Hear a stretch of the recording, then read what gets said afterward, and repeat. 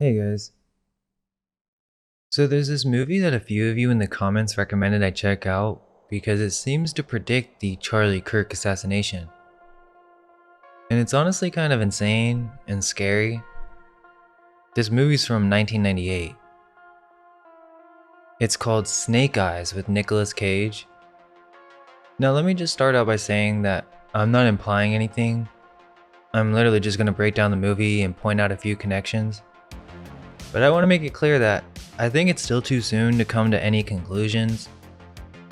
That said, I find it beyond bizarre that this movie's basically about a politician named Charles Kirkland who gets assassinated during a live event, he gets shot in the neck, and it looks shockingly similar. It occurs during a boxing match and the boxer's named Lincoln Tyler, who in the movie keeps out Cowans and eavesdroppers, meaning he's a Masonic guard or executioner. He's the Atlantic City executioner. Oh, and the fight and assassination just happens to be on September 10th, the same exact day. Now look, there are some crazy implications if this really is predictive programming or a planned event. I'm not necessarily saying that's the case.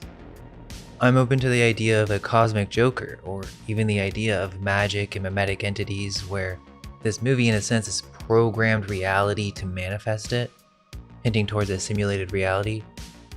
Or honestly, I would even say the Mandela effect, because I've literally never heard of this movie, but it doesn't really matter. I'm just going to break down the movie and you can come to your own conclusions. This movie to me fits into the category of 90s truth bomb movies that have a slight political motive or undertone, whether that's to disclose something or to program the masses for what's coming.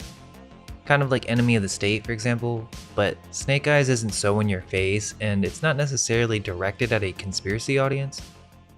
The film opens with a newscaster hyping the live Powell pay-per-view event. On the billboard you see it says Atlantic City Executioner, Tyler vs. Ruiz, September 10th. Now I did want to say that I'm not completely sure if this is September 10th. That's what everyone else is saying, but I'm not exactly sure if that's a 10. I mean, that's what's going viral right now and everybody seems to think that it says September 10th. But in the film there's only one hint to what the date is, and it's this beginning scene with the billboard above the 3 visible pillars. And no matter what, it is clear that this takes place at 10 p.m, so it would still have the same symbolism. She also says this is the final event to be held in this storied hall before it gets renovated into the Millennium Hotel and Casino. And all of this is happening during Hurricane Jezebel, yet 14,000 people still decided to come watch the fight. Nicolas Cage plays Rick Santoro, this cocky, corrupt cop who's mostly there to gamble in the fight. So the first 5 minutes is just Rick being Rick, running around the casino trying to put money on the fight. When he gets down by the ring, he links up with his old buddy, Commander Kevin Dunn. This military guy who's basically in charge of security for the Secretary of Defense, Charles Kirkland. The secretary shows up at the fight because he wants the publicity of being seen at a big event. Mr. Gilbert Powell's here, but the movie quickly moves on as it doesn't seem to want to talk about this guy that much directly, but he is a huge character in the background of this entire story. After catching up, they sit down to watch the fight when Dunn gets distracted by a red-haired woman in a red dress. He eventually gets up and follows her out. About a minute later, a woman in a blonde wig and white outfit sits down next to Rick and tries to talk to the Secretary of Defense. The fight continues and a man in the crowd starts yelling, "Here comes the pain," right as Lincoln Tyler gets knocked out and hits the floor. Rick gets a phone call from someone telling him to look for his lucky number, and then all of a sudden, shots go off. The secretary gets shot in the neck. And like I said earlier, it looks shockingly similar to what really happened. I'm not going to describe it more than that, But another weird detail is that Nick Cage kind of touches his ear like the bullet grazed him, but I don't think that's what happened. I think it's just blood splatter. Still, it feels like a strange little reference there. Chaos breaks out, and the woman in the wig is also shot. They both hit the floor and take cover, while up at the top of the stadium, a security guard fires on the assassin.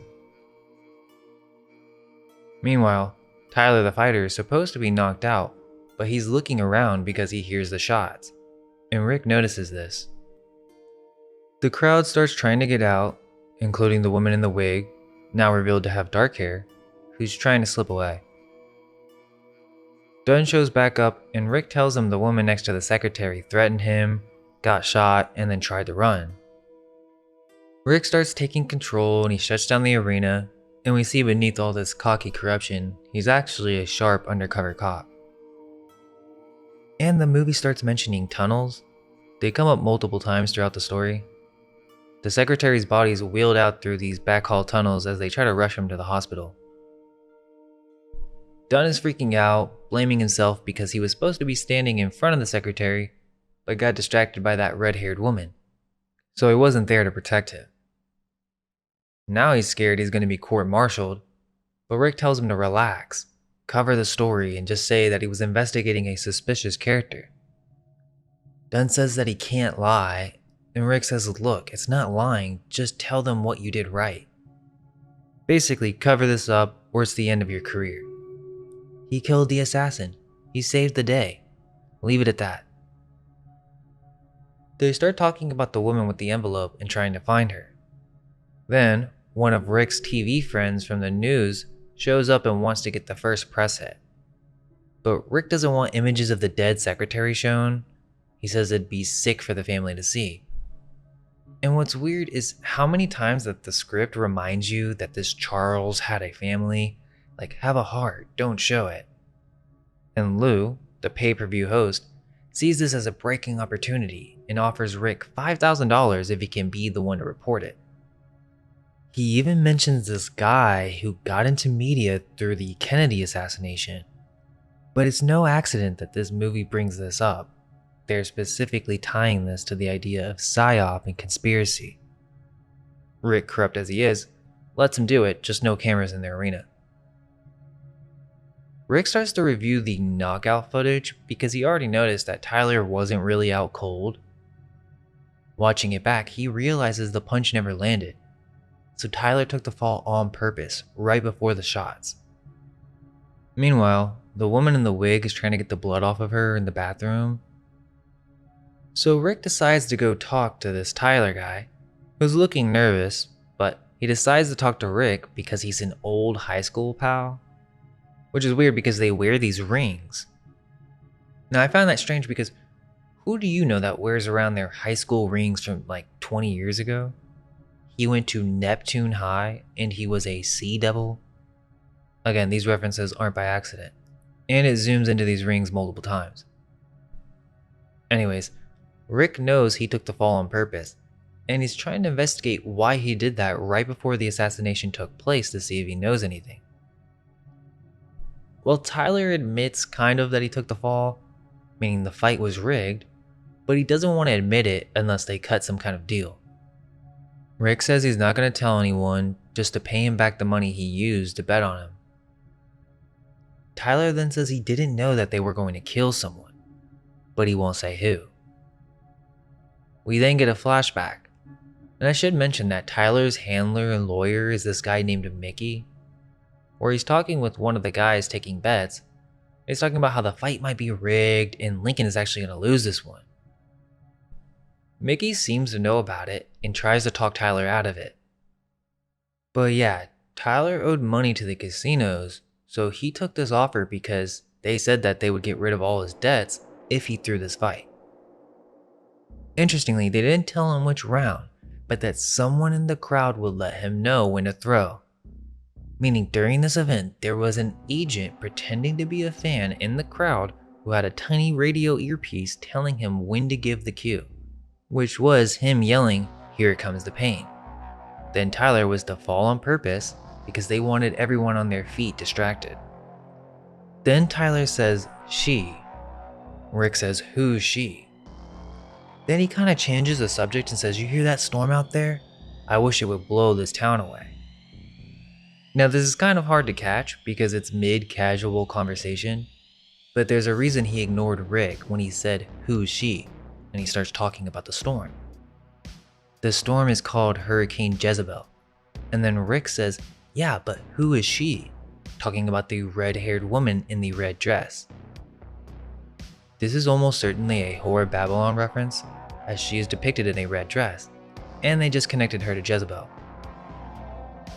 This almost certainly ties the film to esoteric references, as the Whore of Babylon is kind of a Masonic theme as well. It represents corrupted church, false authority, or an empire of lies. The idea is the truth is hidden, chaos is orchestrated, and ritual archetypes are repeated in public spectacles. So this woman with the red hair is the one who gave Tyler the directions to take the fall and rig the fight. The same woman Dunn was investigating when this first happened. Okay, this next scene is crazy.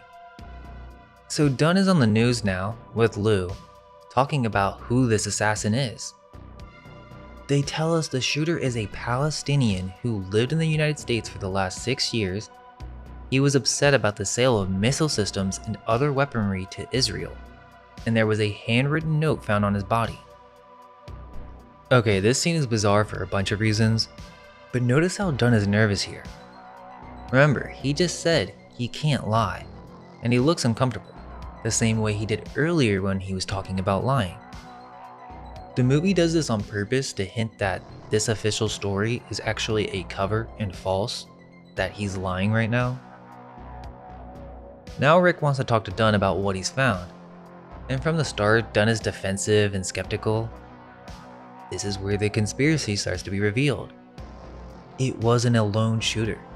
There were 5 people in on it. Not what the media is pushing right now. And the movie even nails that point that anyone talking about this will look like a lunatic. The film knows. And Dunn just keeps repeating the official story, saying, we've got this huge file on this Palestinian guy. He's a known nutcase. He was ready to die for his cause. Which is really weird if you think about the timing. This is 1998, 3 years before 9/11. They're already framing it as a suicide mission and even name-dropping Allah. So there's a lot of predictive programming vibes here. And then he explains the Israel angle to Rick, but Rick just isn't really buying the whole official story. This is when Dunn starts to tell Rick about classified info. He talks about the Norfolk test in Renville. So basically, to break this down, Dunn is talking about a classified naval missile defense test. Dunn calls it the Norfolk test, which in the movie is this air guard system, supposedly way more advanced than the Sea Sparrow missiles the Navy already had. And this is kind of like a movie trick, because it's fiction, but it's not really fiction. Sea Sparrows are real. They are the ship-based anti-missile interceptors, so the writers are anchoring this in as something that the audience might vaguely recognize. And then Dunn drops a line about the Renville incident, which the movie never explains, but it sounds like shorthand for some Gulf War style disaster, like when the USS Stark got hit in '87. Basically a moment where the missile defense failed and people died. So now the Air Guard is the miracle system that would have saved the day. And the secretary was about to shut that whole thing down, which is why the conspiracy had to kill him. Because if Congress pulled the funding, the Israel contract falls apart. Powell loses his billions, and suddenly the patsy Palestinian terrorist story makes sense. It's all a false flag cover. So Dunn telling Rick this classified stuff is really him planting the narrative. He's basically saying, look, this is too important. National security. Don't look too close. Which is exactly how defense contractors sell the public every time a weapon system fails. Reframe it as, if only we had this new system earlier. And that's predictive programming. Rick hears him, but still thinks something weird is going on. And like I said, Dunn tells him to be very careful. We can't just go out there and yell conspiracy. It's like waving a lunatic flag. Oh, and during their conversation, it shows a flashback of the redhead distracting Dunn. And this seems bizarre because it doesn't make that much sense, but we can come back to that. So Rick runs off to investigate some more. The music then changes and we see that Dunn goes through a secret door into a tunnel. We find out Dunn is actually in on it, and there are two of his accomplices waiting on him. He tells him that the cop, Rick, figured them out and that they basically messed up. No one was supposed to suspect anything. And I'm assuming this woman is the red-haired woman and that was a wig, but I'm not 100% sure. The movie doesn't make it clear. But this guy is the guy he yelled, "Here comes the pain." Dunn ends up killing those two because he knows Rick has footage that will connect them back to him. So now Rick is hunting for the dark-haired woman through the casino security footage, and at the same time, Dunn and his team are trying to locate her. Well, Rick gets to her first, and they duck off to a little stairwell, and she finally reveals the truth. She works at Powell Aircraft. She builds the ballistic reports after weapons test, and the new missile air guard system that everyone's hyping has perfect results on paper, which is a red flag because tests are never perfect. So she knows that someone faked the numbers. They want the contract and the money. So she sends an anonymous email to the secretary Kirkland. He actually replied and told her to bring proof. And so she pulls the original satellite infrared frames, and this was what was in the envelope that she tried to hand over at the fight. So we find out that the missile defense tests were staged. Nothing actually worked. It was just a fireworks show to trick Congress, push the contract through, and they were going to worry about the fallout later. Rick half believes her, but can't accept that Dunn would be in on it because Dunn's his guy, the most honorable dude in the world. But on another level, this is Rick waking up. He can't accept that the government would be in on something this big. The movie even shows Dunn planting evidence in a fake suicide note. Then we cut to Powell melting down at Dunn, where he spells out the whole plan like a checklist. The prairie populist secretary goes down. The disloyal employee goes down with him. The fanatic terrorist takes the rap. Air Guard gets approved. Millennium gets finished. No humiliation, no scandal, no prison, just tie up loose ends. This is when it clicks for Rick that the second shot didn't miss the secretary, it missed her. She was the real target because the infrared stills would nuke the deal. So he hides her in the room, locks the door, and tells her that he'll be back, and he's kind of stuck between the loyalty to Dunn and the receipts that are sitting in his hand. Also, I should note, Powell is supposed to be Trump. I'll explain that later, but you guys can already piece together why it would be so weird for Trump to be referenced in this movie. The film doesn't say it outright, but that's clearly who he's modeled on. Rick goes back to the arena to think, and we get a flashback to when he got a call.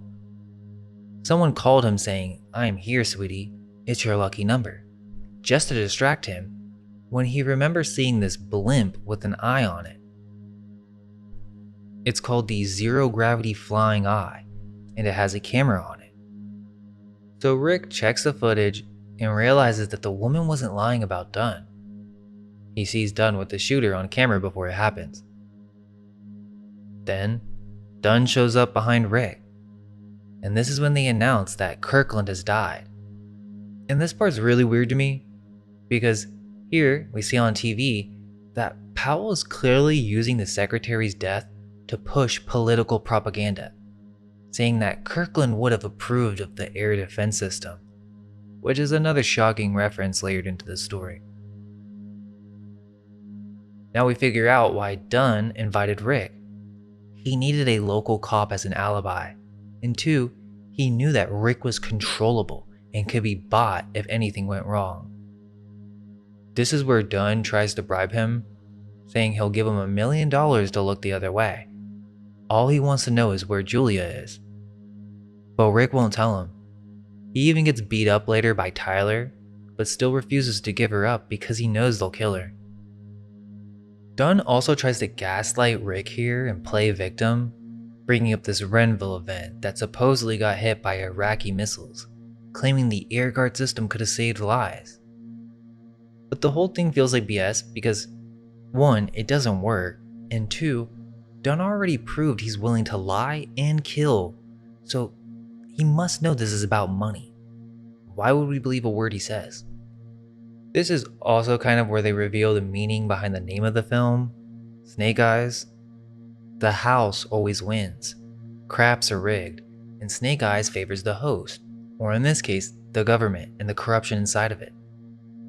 But the symbolism is twofold, because when Rick wakes up, the hurricane is worse, the Powell Millennium Sphere is shattered, and Rick heads back to save Julia, but Dunn follows him, and this is where the cops show up and there's news cameras outside filming live, and Dunn gets told to put his gun down because he looks extremely suspicious, but he realizes that it's all over. But the weird part is he decides to kill himself to hide the secret. Which is weird because the movie ends with Rick becoming this hero, and then the media smears him for being corrupt and he gets indicted. So the movie kind of ends in a, well, the secret still gets buried. And we even see a reference to Powell Millennium at the end of the movie again, implying it's not over.